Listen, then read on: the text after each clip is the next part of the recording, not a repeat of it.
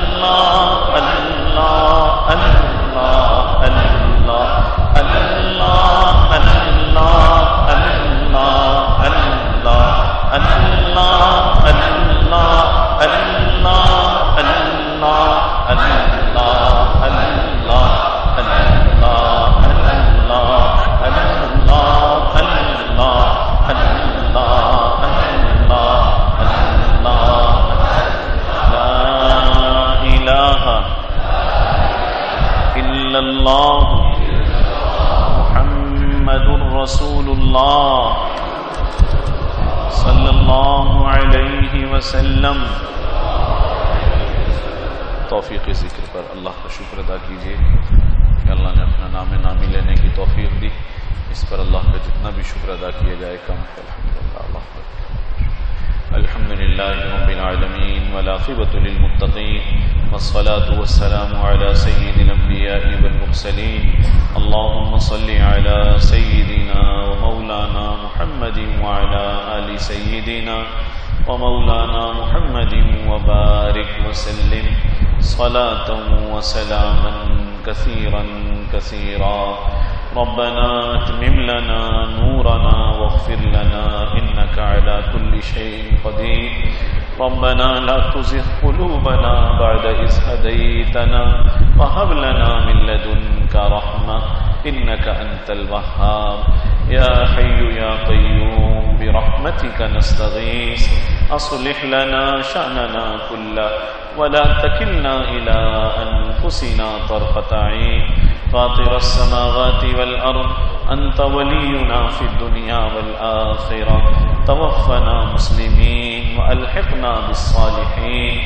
اللهم آت نفوسنا تقواها وزكها أنت خير من زكاها أنت وليها ومولاها. إنا نسألك عزائم مغفرتك ومنجيات أمرك والسلامة من كل إثم والغنیمۃ من کل بر والفوز بالجنہ والنجاۃ من النار۔ یا اللہ ہمارے تمام گناہوں کو معاف فرما۔ یا اللہ گناہ گار ہیں، خطا کار ہیں، یا اللہ اپنے اپنے گناہوں کے سبب سے یا اللہ انفرادی طور پر، اجتماعی طور پر ہم میں سے ہر ایک پریشان ہے، یا اللہ ہر ایک درماندہ ہے، عاجز ہے، یا اللہ یا ارحم الراحمین مصائب اور آلام کا شکار ہے۔ یا اللہ مہربانی فرما، ماہ مبارک کی برکت سے، اس مبارک عشرے کی برکت سے، یا اللہ اعمال رمضان کی برکت سے، یا اللہ ہم سب کے گناہوں کو معاف فرما، یا اللہ ہم سب کی مغفرت فرما، ہمارے والدین کی مغفرت فرما، اساتذہ مشائخ کی مغفرت فرما، آل اولاد کی مغفرت فرما، کل حاضرین اور پوری امت کی مغفرت فرما۔ یا اللہ یا ارحم الراحمین اس وبا سے، اس مصیبت اور آفت سے یا اللہ سارے عالم کی حفاظت فرما۔ یا اللہ یا ارحم الراحمین ہماری مساجد کا کھلنا آسان فرما، یا اللہ قرآن کے مکتب بند ہیں، یا اللہ ان کا کھلنا آسان فرما، یا اللہ مدارس کا آباد ہونا آسان فرما، حرمین شریفین کا کھلنا آسان فرما، یا اللہ حج آسان فرما، یا اللہ حج آسان فرما، یا اللہ یا ارحم الراحمین تجارت کا چلنا آسان فرما، یا اللہ رمضان خیر کا مہینہ، برکت کا مہینہ، یا اللہ جس میں آپ روزی بڑھاتے ہیں، یا اللہ پہلا رمضان زندگی کا دیکھ رہے ہیں، سارا عالم پریشان ہے، یا اللہ سارے عالم کی معیشت رکی ہوئی ہے، یا اللہ یا ارحم الراحمین لوگ پریشان ہیں، یا اللہ یہ خلقت آپ کی عیال ہیں، یا اللہ مہربانی فرما، اپنی عیال کے حق میں خیر کا فیصلہ فرما، یا اللہ عافیت نصیب فرما، یا اللہ ہم زوال نعمت سے، زوال عافیت سے آپ کی پناہ چاہتے ہیں، یا اللہ ہمیں پناہ نصیب فرما، یا اللہ ہم اقرار کرتے ہیں ہم گناہ گار بھی ہیں، یا اللہ ہم تسلیم کرتے ہیں کمزور بھی ہیں، عاجز ہیں، درماندہ ہیں، یا اللہ ہم تو پہلے رولے پلے ہیں، یا اللہ پہلے ہی پریشان حال ہیں، یا اللہ ان عذابوں کا کون مقابلہ کر سکتا ہے، یا اللہ مہربانی فرما ان آفات کو دور فرما، یا اللہ انہیں پلٹ دے، یا اللہ ہمیں عافیت نصیب فرما، یا اللہ ہمیں عافیت نصیب فرما، یا اللہ ماہ مبارک کی برکت سے، یا اللہ یہ مبارک ترین راتیں، مبارک ترین ایام چل رہے ہیں، یا اللہ یا ارحم الراحمین اس وبا کے دور میں آپ نے مہربانی فرمائی، یا اللہ ہم زندہ سلامت ہیں، روزے رکھ رہے ہیں، تراویح نصیب ہو رہی ہے، تیرے گھر میں موجود ہیں، یا اللہ یا ارحم الراحمین اس مبارک مہینے کی برکت سے، یا اللہ قرآن کی برکت سے، یا اللہ ان مبارک ساعات کی برکت سے ہم سب کی مشکلات حل فرما، یا اللہ ہمارے حق میں خیر نازل فرما، یا اللہ شفا نازل فرما،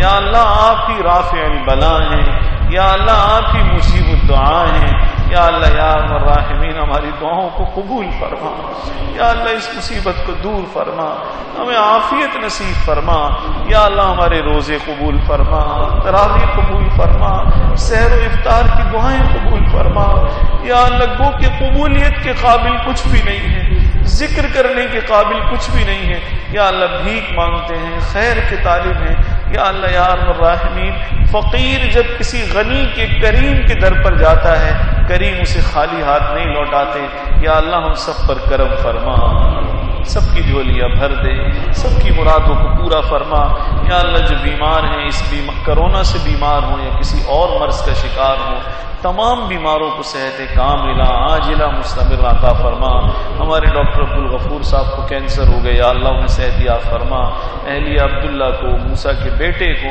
عارف صاحب کو، شاہد صاحب کو صحت یاب فرما، دعا فرما حاجی محمد صاحب بیمار ہیں احمد آباد کلات والے، یا اللہ انہیں صحت یاب فرما، کچھ خواتین نے دعاؤں کے لیے کہلوایا، یا اللہ انہیں صحت یاب فرما، کچھ بچے بیمار ہیں، یا اللہ انہیں صحت یاب فرما، ہمارے معتکفین میں، حاضرین میں، یا اللہ جو سننے والے ہیں، یا اللہ یا ارحم الراحمین جس طرح سے بھی اس میں شریک ہیں، یا اللہ سب بیماروں کو صحت کاملہ عطا فرما، عاجل عطا فرما، یا اللہ ہم سب کو اپنا حفظ و امان اور سایہ رحمت عطا فرما، یا اللہ پوری دنیا میں مساجد میں جہاں کہیں مسلمان یا اللہ اس اعتکاف کی سنت کو پورا کرنے کے لیے بیٹھے ہیں، یا اللہ اس عمل کو قبول فرما، یا اللہ یا ارحم الراحمین یہ آپ کے حبیب کی دائمی سنت ہے یا اللہ اس کی برکت سے ہماری دعائیں قبول فرما، ہماری مشکلات کو حل فرما یا اللہ یا الراحمین، رمضان ہی میں خیر کا دروازہ کشادہ فرما یا اللہ، رمضان میں خیر کا دروازہ کشادہ فرما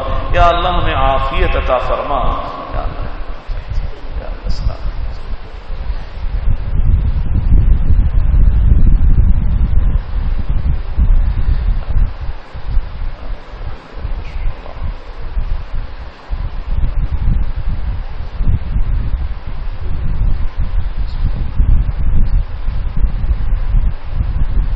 یا اللہ رشتے ناتوں کی تکالیف کو دور فرما یا اللہ، جن گھروں میں بچیاں ہیں، بہنیں ہیں، بیٹیاں ہیں یا جن گھروں سے دعاؤں کے لیے کہلوایا گیا ہے یا اللہ انہیں نیک جوڑ اور نیک رشتے عطا فرما، گھروں میں الفت اور محبت پیدا فرما یا اللہ، جن کی اولاد نافرمان ہیں ان کو مطیع و فرما بردار بنا یا اللہ یا الراحمین، جو بے اولاد ہیں انہیں نیک صالح اولاد عطا فرما، جو نرینہ اولاد کے خواہش مند ہیں انہیں اولاد نرینہ عطا فرما۔